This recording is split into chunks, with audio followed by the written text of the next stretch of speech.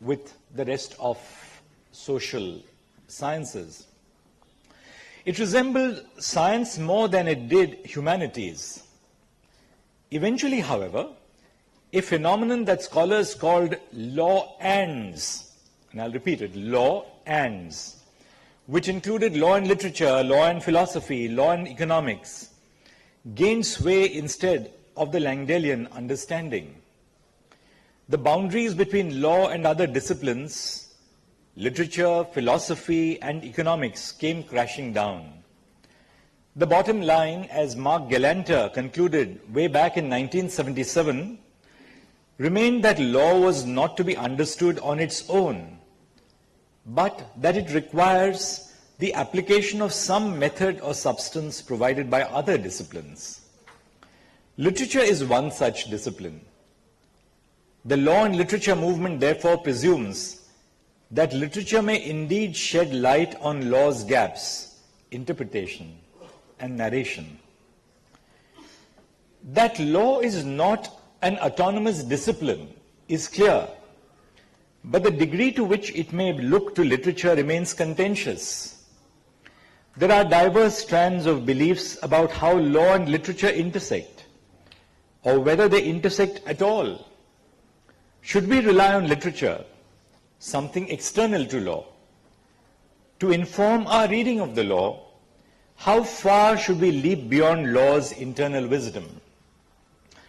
Having been a judge and a lawyer for as long as I was, it was my endeavor to challenge myself with literature, learn from it, and imbibe it in my work.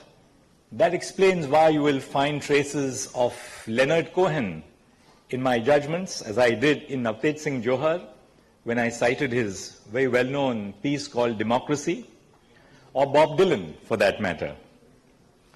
Exploring law and literature as a holistic area of academic study is, however, beyond the remit of my address and expertise. I wish to talk instead about one, literature as a mediator between law and society and a corrective tool for the law, and two, the deeper purpose of literature, which is to create a critical, questioning, and discursive society that eventually shapes laws for the better. Let me deal with the first theme, which is literature as a course corrector. Having spent my life in law, I have found immense wisdom, depth, and solace in literature myself. And that's not just about literature in English, whether it's Somerset Maugham, who had a great impact on my life when I read Of Human Bondage, or The Moon and Sixpence, or The Razor's Edge. Not just English literature or contemporary English literature, but literature beyond English. Pula Deshpande's Varyavarchi Varat, Munshi Premchand's Gaban. Fiction and non-fiction alike shape our lives in ways that lived experiences do not. Why limit ourselves to our own learnings when we could learn from a gallery of life portraits? It is almost akin to having lived multiple lives ourselves, only in the course of a few pages of text. Dr. Ambedkar was persuaded to introduce the principle of constitutional morality as envisioned by an English historian's work on ancient Greek history. Look at the connection. Dr. Ambedkar and ancient Greeks' work as mediated by an English historian. It is what Justice Deepak Mishra could eventually rely on to relegate Section 377 of the Penal Code to the annals of history. I myself felt compelled by staggering critical works of literature which evidence the obsolescence of the law. I remember as a young 9th standard student reading Gaban and the travails of Jalpa and her husband, who is trapped by the police when he was really innocent. And then you realize the extent of the law's injustices. So I was all of 13, 14 years old when I came face to face with the brush of social reality that you see in the operation of law in society.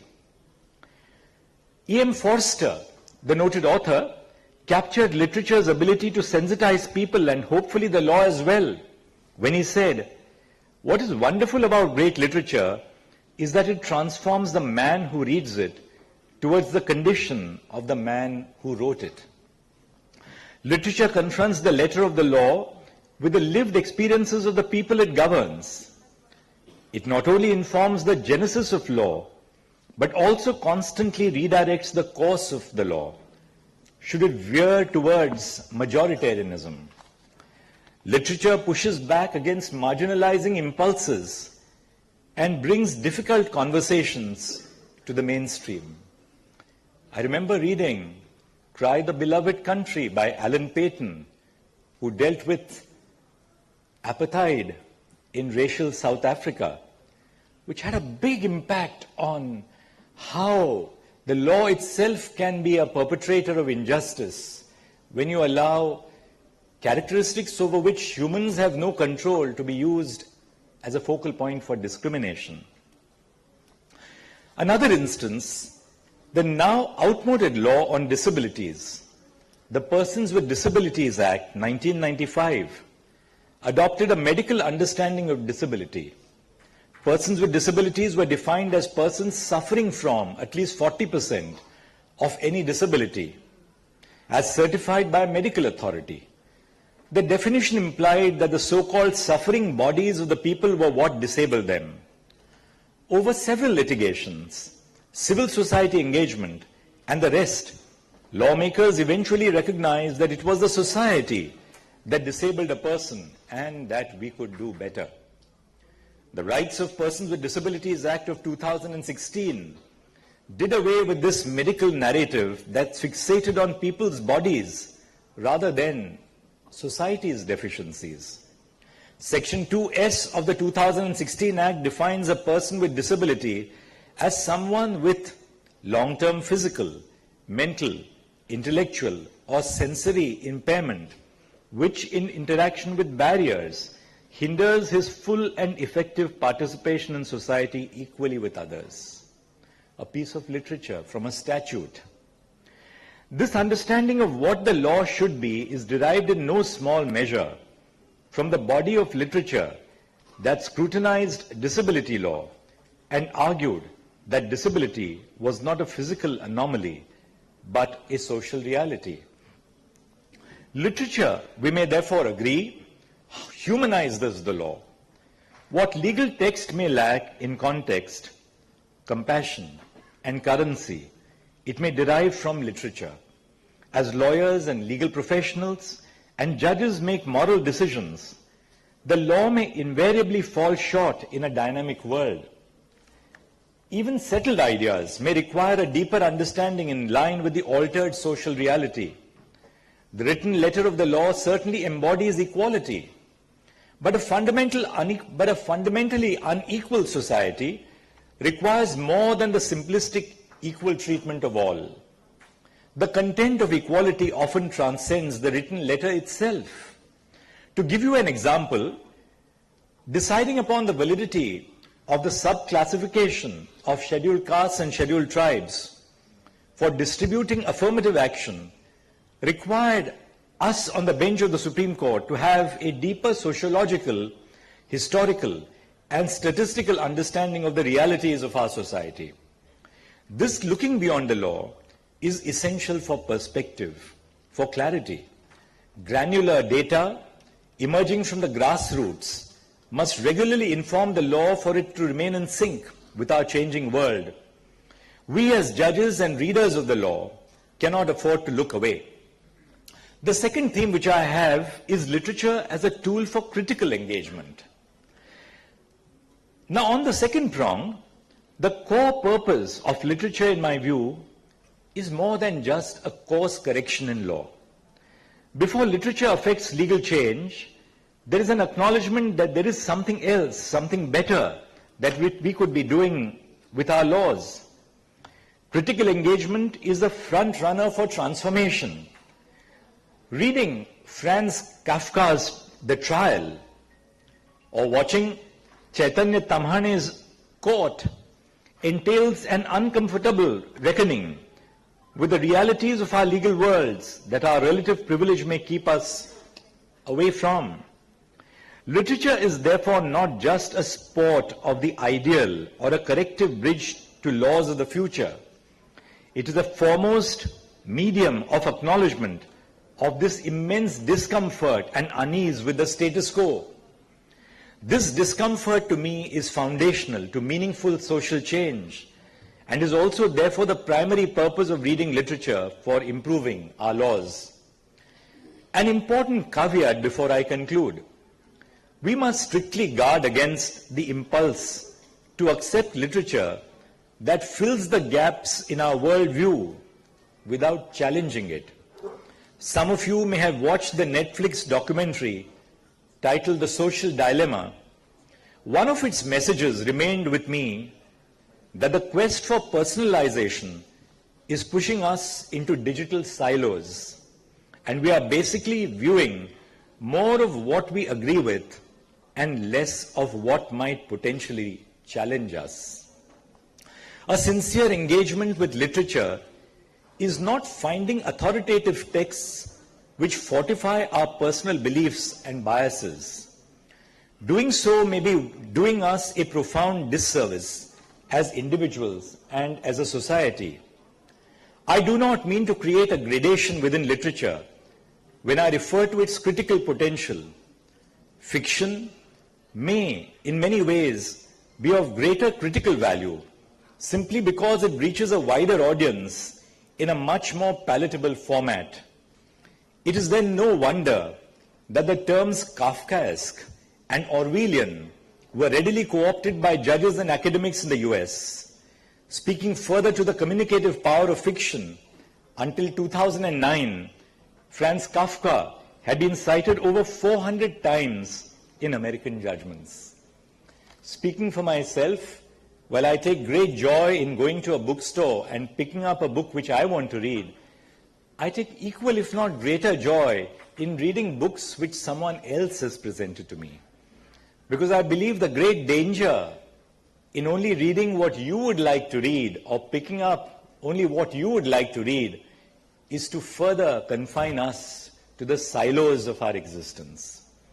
On the other hand, listening to some music which has been given to you by others opens your mind to thoughts, to notes, to annotations which are different from your own. And what greater way to challenge our own existence so as to allow us to evolve to a higher plane than reading, listening, watching, and imbibing thoughts which are not thoughts which necessarily agree with our own in a much more palatable format. It is then no wonder that the terms Kafkaesque and Orwellian were readily co-opted by judges and academics in the US.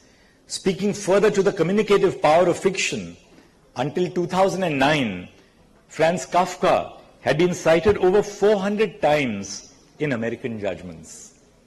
Speaking for myself, while I take great joy in going to a bookstore and picking up a book which I want to read, I take equal if not greater joy in reading books which someone else has presented to me. Because I believe the great danger in only reading what you would like to read or picking up only what you would like to read is to further confine us to the silos of our existence. On the other hand, listening to some music which has been given to you by others opens your mind to thoughts, to notes, to annotations which are different from your own. And what greater way to challenge our own existence so as to allow us to evolve to a higher plane than reading, listening, watching, and imbibing thoughts which are not thoughts which necessarily agree with our own. I will take the liberty of concluding this address with some advice. Critical engagement with literature across diverse forms, languages, and genres is essential. Later today, we talk about judges and institution building. Let me then preface this address with a primer of what I think institutional responsibility entails. I believe that the responsibility to keep our institutions from veering off course lies on those within and beyond institutions alike. And in discharge of this responsibility, literature can serve as a fantastic moral compass. Conversations about literature and its meanderings into the law are welcome first steps and must travel beyond Delhi. I'm therefore delighted to hear that Oakbridge is taking this platform from Delhi to Prayagraj, a city in which I spent 3 very beautiful years of my life learning about law, society, and the nation. If wisdom lies in several languages, the law must not stop short of absorbing those insights from languages alike. Some of the most eminent luminaries traveled across law, literature, and even languages with striking felicity. Besides a towering body of authoritative legal texts, Justice Hidayatullah authored various Urdu books, including a critical study of Ahmad Raza's Urdu poetry. His love for literature, philosophy, and writing transcended languages: Sanskrit, Urdu, Persian, Bengali, French, Latin, and King's English was hardly concealed. Justice Ranjit Singh Sarkaria of the famous Sarkaria Commission, another former judge of the Supreme Court, translated various legal and non-legal works from English to Punjabi. He published the English, Hindi, Punjabi Dictionary of Legal and Administrative Terms and an anthology of English poems rendered into Punjabi verse. We must follow in their footsteps while carving out paths of our own. Listen to the genius of Sir Vivian Bose in one of his judgments, or the pithy genius of Chief Justice Muhammad Karim Chagla as Chief Justice of the Bombay High Court. Like law, literature emerges from our society. And like society, it is far from being monolithic. In opening the law to literature and society, we of course run the risk of it getting colored by what may be popular, but not necessarily the best.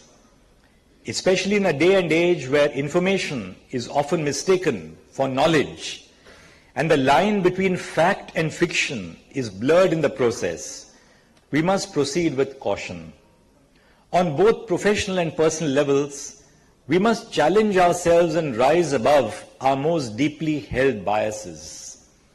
Literature that would support nearly every proposition under the sun, legal, moral, or social, is simply a click away.